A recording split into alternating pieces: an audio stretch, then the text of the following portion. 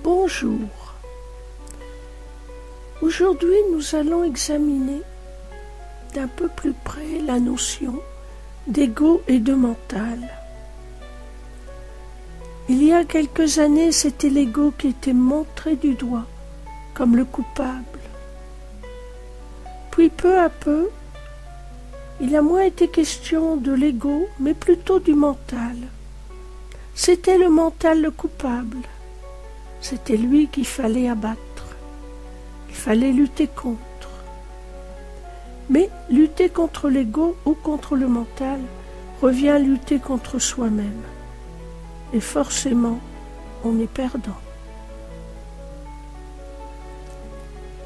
L'ego, c'est cette partie de nous qui nous permet d'être conscient, d'être un individu, c'est-à-dire d'être une conscience individualisée, séparée du tout.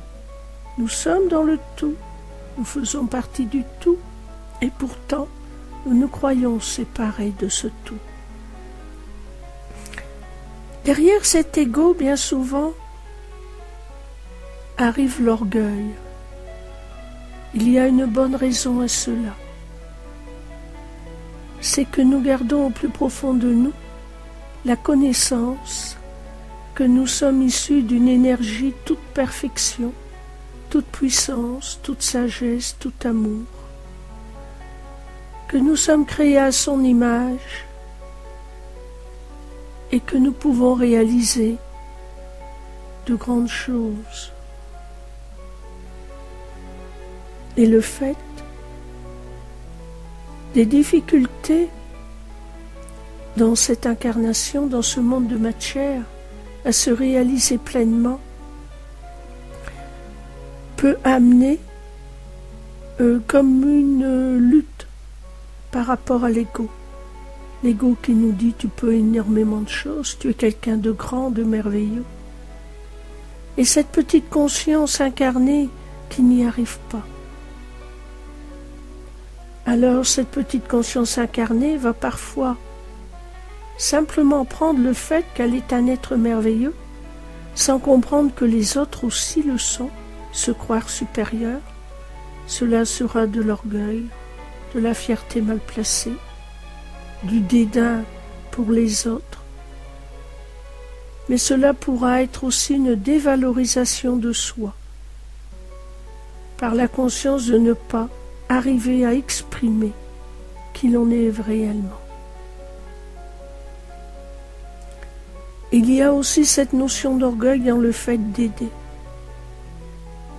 Non pas qu'il ne faut pas aider, mais bien comprendre que nous sommes tous égaux, que lorsque nous aidons, c'est simplement que nous sommes le canal de l'aide pour l'autre qui s'aide en réalité lui-même. Ensuite, il y a le mental. Le mental, c'est la conscience, cette petite partie de conscience qui permet de s'exprimer dans la matière, qui est, je vais dire, reliée à nos 5 sens, à la notion de toucher, de voir, etc., et qui enregistre toutes les informations qui lui sont données depuis notre conception même dans le ventre de notre mère. Par toutes ces informations reçues, le mental, certes, il va les envoyer vers le subconscient, mais en même temps, il va décider de ce qui est possible, pas possible. Ce mental est limité par les notions de temps, d'espace. Il va accepter comme vérité tout ce qu'il va entendre. À chaque fois que quelqu'un vous dit que vous ne pouvez pas, ou que vous n'êtes pas, et que vous le croyez, le mental l'accepte comme une vérité. C'est pour cela qu'il est très important d'utiliser les bons mots avec les enfants, afin de ne pas leur faire croire qu'ils ne sont pas capables. Bien des parents, en ayant beaucoup de bonne volonté et d'amour pour leurs enfants ne se rendent pas compte qu'ils les dévalorisent par leurs paroles. Ils pensent les motiver à faire mieux, mais en fait, ils les démotivent. Le mental croit en nos limitations, croit en la limitation du pouvoir de l'être pour croire dans le pouvoir de la matière, pour croire dans les dangers extérieurs. Le mental et l'ego ne sont pas à battre, et il n'y a pas à lutter contre eux. Plus que l'être va s'éveiller spirituellement, plus que l'être va aimer, plus que l'ego et le mental vont être inondés de cette lumière de l'amour. Et peu à peu, il n'y aura plus de séparation entre ego, mental et conscience. Ce sera comme une harmonie qui s'installera de plus en plus profondément dans l'être.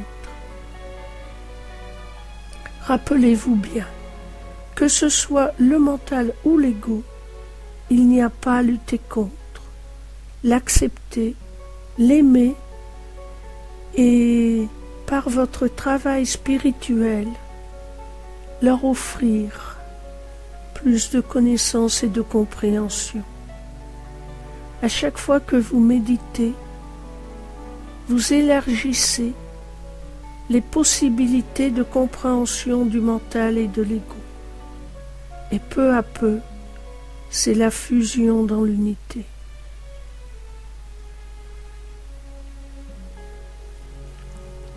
Je vous invite souvent à repenser que vous êtes une seule unité, à bénir votre mental, à bénir votre ego comme une partie de vous, les regarder avec amour et patience et indulgence. Je vous souhaite une merveilleuse harmonie en vous-même. Soyez tous bénis.